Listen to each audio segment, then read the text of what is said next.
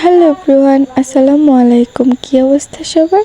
আজকে আমার ছেলেকে দুপুরে কী রান্না করে দিলাম সেটা নিয়ে থাকছে আজকের ভিডিওটি। তো আজকে আমি আমার রায়হান বাবুকে নতুন একটি সবজির সাথে পরিচয় করাবো। এটা হচ্ছে ঢ্যাঁড়স। এর আগে ও কখনো ঢ্যাঁড়স খায়নি, তাই ভাবলাম আজকে মাছ আর ঢ্যাঁড়স আর হচ্ছে মিষ্টি কুমড়া দিয়ে একটা তরকারি রান্না করে দেই। তো যেহেতু অনেক গরম পড়েছে তাই ওকে একটা পাতলা ঝোল করে রান্না করে দেব।